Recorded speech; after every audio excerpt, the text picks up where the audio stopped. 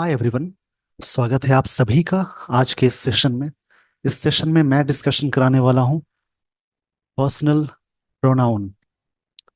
इसके लिए मैं आपको लिए चलता हूं अगले स्लाइड पे।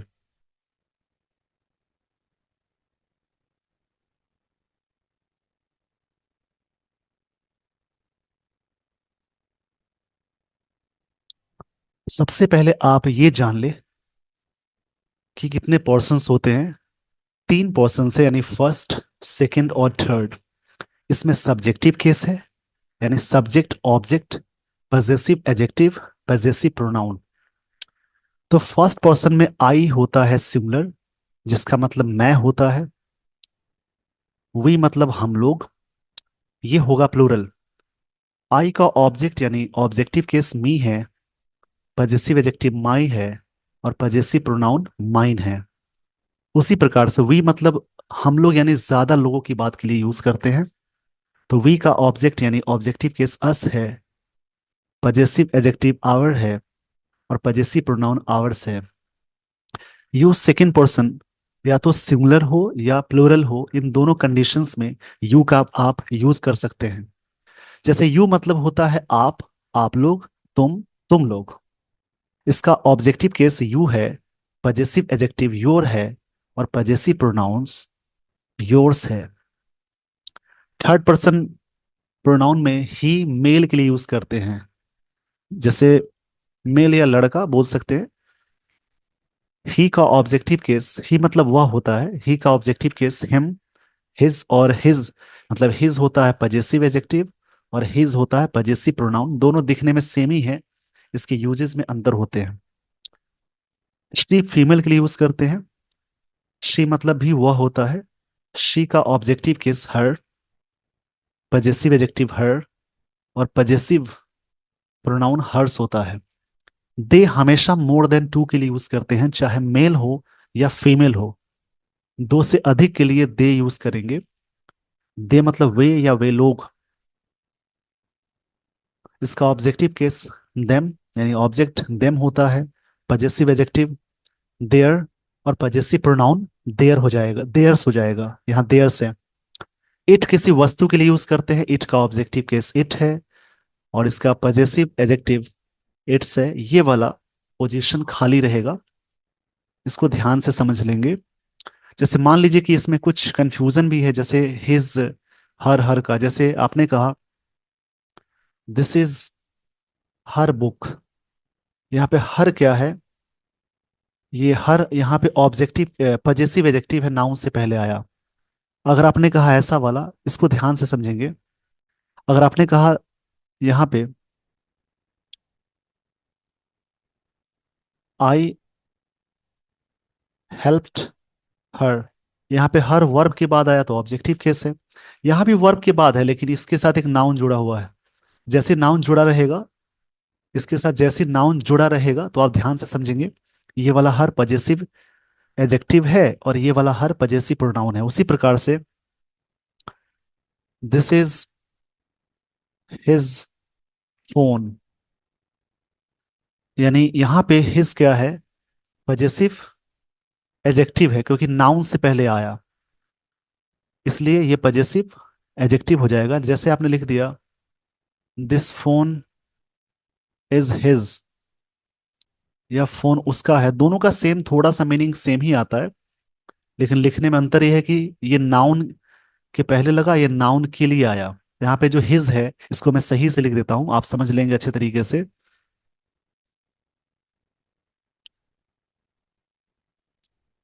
दिस फोन इज हिज, यहाँ पे हिज क्या है, पजेसिव प्रोनाउन है और यहाँ पे हिज है एडजेक्टिव, क्योंकि नाउन से पहले आया हुआ है। ये सारे इसमें डिफरेंस है। इस पेज का स्क्रीनशॉट ले लीजिए। अब मैं आपको लिए चलता हूं अगले स्लाइड पे। अब इसमें कुछ रूल्स आपको याद रखने हैं, हमेशा याद रखेंगे।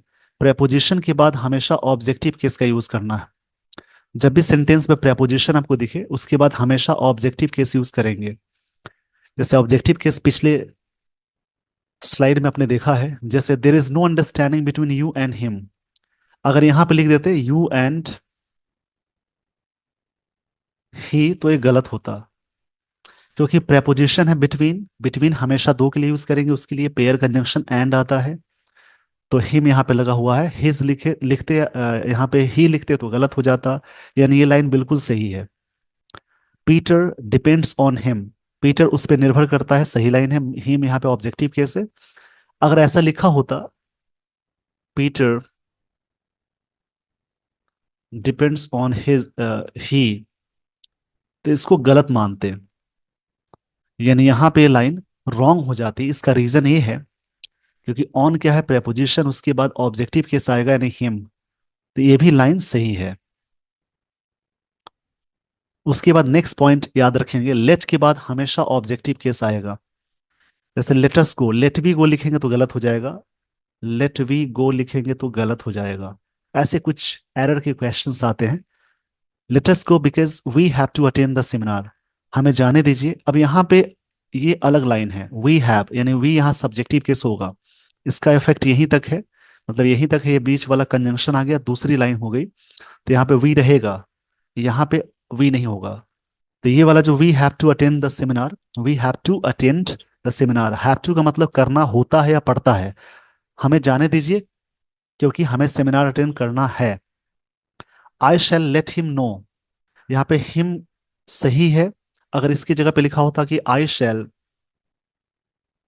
लेट ही नो, तो इस लाइन को गलत मानेंगे, क्योंकि यहाँ पे लेट के बाद ऑब्जेक्टिव केस आना चाहिए। तो I shall let him know as soon as I get information about this, मैं उसे पता लगा दूंगा, मैं उसे जानने दूंगा या बता दूंगा जैसे मुझे इन्फॉर्मेशन मिल जाती है, जैसे मुझे इन्फॉर्मेशन यानी सूचना मिल जाती है, मैं उसे बता दूंगा। आई होप आपको ये सारी बातें समझ में आ गई होंगी। इस पेज का स्क्रीनशॉट ले लीजिए। आई शैल लेट हिम नो मतलब मैं उसे जानने दूंगा या बता दूंगा।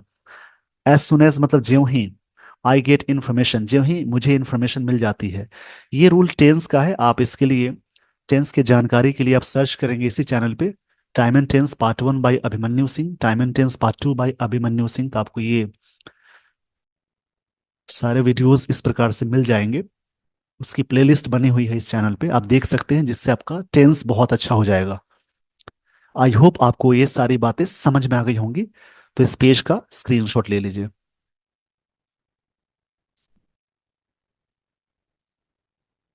नेक्स्ट रूल है, ये जरूर समझेंगे।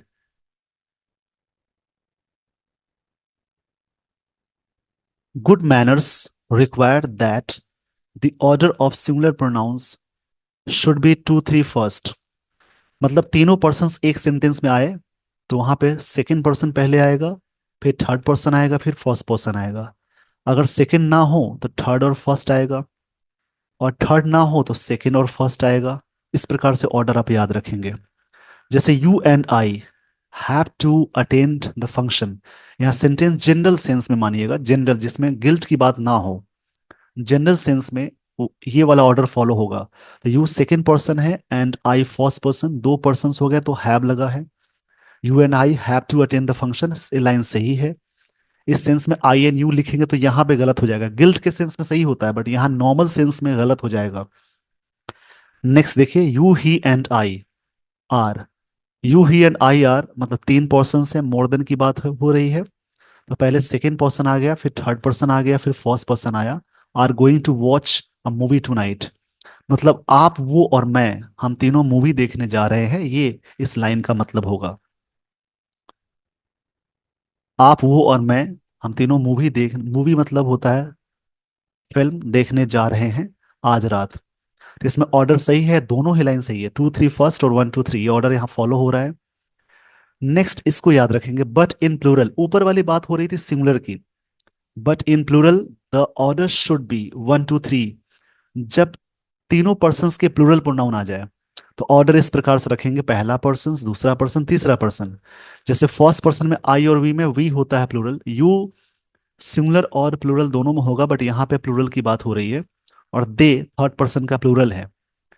तो तीनों पर्सन्स के प्लूरल प्लूरल आ गए, उस कंडीशन में पहले फर्स्ट पर्सन आएगा, फिर सेकेंड पर्सन आएगा, फिर थर्ड पर्सन आएगा। Are living for America tonight, मतलब हम लोग, वे लोग, और हम लोग, आप लोग और वे लोग, ध्यान से समझेंगे। हम लोग, आप लोग और वे लोग अमेरिका के लिए रवाना हो रहे हैं कल। तो ये वाला ऑर्डर बिल्कुल सही है, सही लाइन है ये।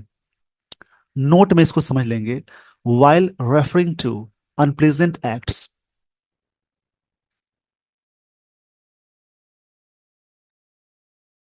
While referring to unpleasant acts, unpleasant मतलब होता है कोई चीज दुखद, यानी गिल्ट के सेंस में। अनप्लेजेंट एक्ट के बारे में बात हो रही है, गिल्ट भी कह सकते हैं। गिल्ट मतलब कोई गलती या दोष हो तो सबसे पहले खुद के ऊपर लेना है, इस प्रकार से ऑर्डर होगा। उस कंडीशन में 1 2 3 इस प्रकार से ये वाला ऑर्डर फॉलो करेंगे। जैसे you and he will be punished, मतलब आप और वो पनिश्ड किए जाएंगे, कुछ गलती किए होंगे तब तो पनिश्ड किए जाएंगे। ये सिंपल फ्यूचर का पैसिव है। तो यहाँ पे ऑर्डर सेकेंड पर्सन पहले आया, फिर थर्ड पर्सन आया। मान लीजिए लिखा रहेगा कि एक सेंटेंस है, you and I have committed a crime. इस प्रकार से ये रॉन्ग है। क्राइम कमिट करना, ये गिल्ट की बात होगी। तो गिल्ट के सेंस में सबसे पहले खुद के ऊपर लेना है, आई एंड यू, ये ऑर्डर हो जाएगा। तो I and you have committed a crime, I and you have committed a crime, इस प्रकार से आप यूज करेंगे तो इसका ऑर्डर, इस प्रकार से इसका ऑर्डर हो जाएगा।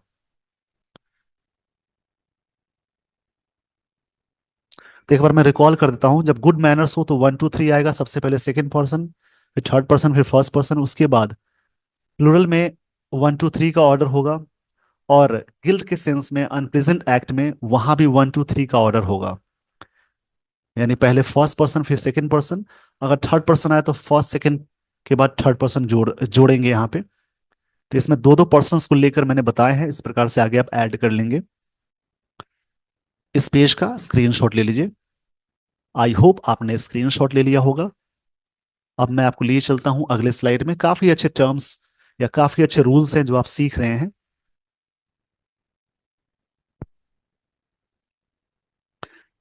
इसको समझेंगे।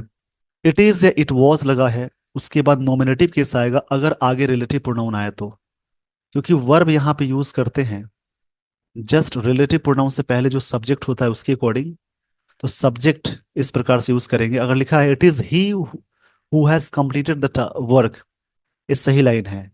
इट इज ही, यानी relative pronoun who which that जो होता है, उससे पहले सब्जेक्टिव केस होना चाहिए क्योंकि आगे वर्ब है।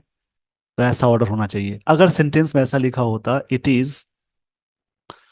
इट इज हिम हु है हु हैज कंप्लीटेड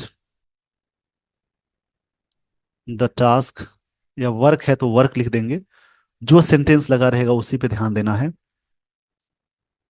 तो यहाँ पे वर्क के सेंस में ये सेंटेंस गलत हो जाएगा क्योंकि यहाँ पे हिम लग गया। तो रिलेटिव प्रोनाउन जब भी सेंटेंस में आए उससे पहले जो केस आएगा वो हमेशा नॉमिनेटिव यानी सब्जेक्टिव केस, सब्जेक्टिव केस को ही नॉमिनेटिव केस कहते हैं। तो ये लाइन सही है। It was he who helped the poor, ये वही था जिसने गरीबों की मदद की। यहाँ पे ही के साथ हैज आया, यहाँ पे ही के साथ वी टू है। तो वी टू आया तो सिंगुलर और प्लूरल की बात खत्म हो जाती है। तो यहाँ पे हिम नहीं होना चाहिए, ही होना चाहिए। ये दोनों ही लाइन सही है। अब देखिए आगे, it was her who came running into the class, ये सेंटेंस गलत है क्योंकि आगे केम वर्ब है और उससे पहले सब्जेक्ट होना चाहिए। It was she who came running into the class. तो आप ये स्ट्रक्चर फॉलो करेंगे, इट वॉज या इट इज के बाद हमेशा सब्जेक्टिव केस आएगा यदि आगे रिलेटिव प्रोनाउन आए तो। आई होप आपको ये पॉइंट भी क्लियर हो गया होगा। इन सारे पॉइंट्स की प्रैक्टिस जरूर करेंगे। नेक्स्ट पॉइंट देखिएगा, मतलब next rule. In comparative sentences after as और than pronoun case should be subjective or objective depends on whether the comparison is between the subjects or objects। समझेंगे लाइन को। इन comparative sentences में after as और then और as के बाद pronoun case should be subjective और objective, pronoun का case subjective होना चाहिए या ऑब्जेक्टिव, डिपेंड्स ऑन, ये बात ये डिपेंड करता है वेदर द कंपैरिजन इज, कि कंपैरिजन किस में है, बिटवीन सब्जेक्ट में है कि ऑब्जेक्ट में है, ये डिपेंड करता है। जैसे देखिए, she is taller than I, यहाँ पे सब्जेक्ट है शी, इसके कंपेयर यहाँ पे कंपेयर कर रहे आई में, तो यहाँ सब्जेक्टिव के सही है। अगर हालांकि बोलचाल की भाषा में लोग ऐसे बोल देते हैं, बट ग्रामर ग्रामर की भाषा में वो गलत हो जाएगा। जैसे आपने बोल दिया शी इज टॉलर देन मी, इसको मैं यहाँ पे सही से लिख देता हूं।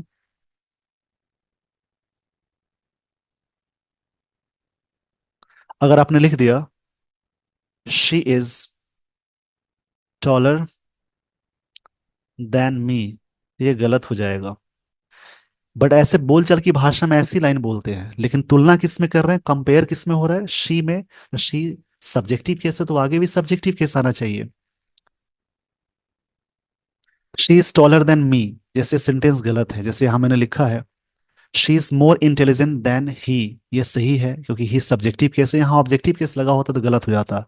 लेकिन माई मदर लव्स यू, अब यू यहाँ पे क्या है, ऑब्जेक्ट है, मोर देन मी तो यहाँ मी सही है, क्योंकि ऑब्जेक्ट की तुलना ऑब्जेक्ट में हो रहा है तो ऑब्जेक्टिव केस चाहिए। अगर ऐसा लिखा होगा माई मदर, इसको मैं सही से लिख देता हूं, ऐसा लिखा होता कि माई मदर लव्स यू, यहाँ पे आपने लिख दिया मोर देन आई, तो ये गलत हो जाएगा क्योंकि यहाँ कंपेयर कर रहे हैं यू यानी ऑब्जेक्टिव केस है, तो ऑब्जेक्ट की तुलना ऑब्जेक्ट में होनी चाहिए। लव्स वर्ब है, उसके बाद जो चीज आती है ऑब्जेक्ट। आई होप आपको ये सारे पॉइंट्स भी क्लियर हो गए होंगे, इस पेज का स्क्रीनशॉट ले लीजिए।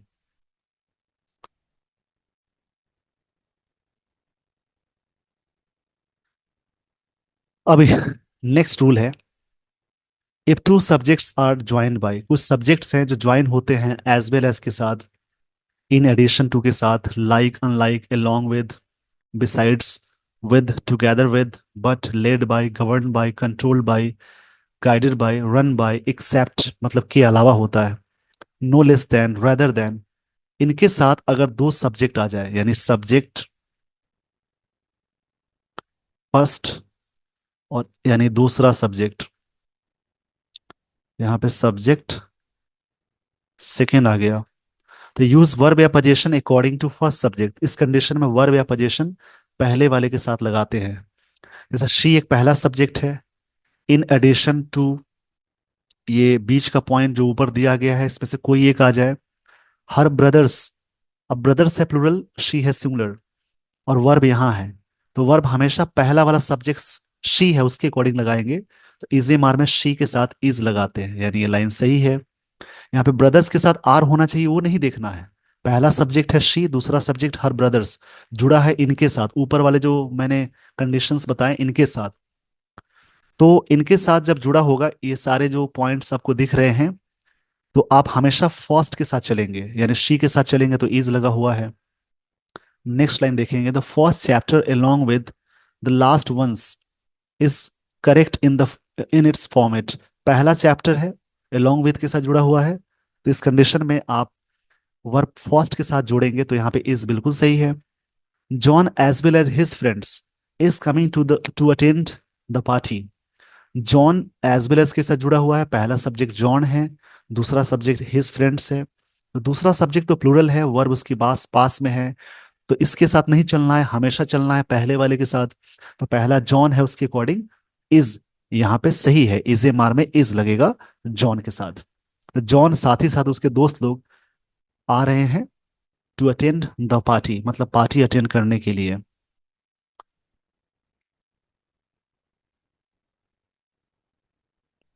तो आई होप आपको ये सारे पॉइंट्स क्लियर हो गए होंगे। तो ये सारे जो लास्ट में मैंने बताए या इससे पहले, यानी इसमें जो भी रूल्स बताए गए हैं उनको प्रैक्टिस करेंगे।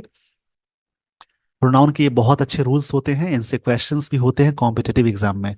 आई होप आपको ये सारी बातें समझ में आ गई होंगी। With this everyone I would like to end this session, thank you so much for watching this video, wait for the next session.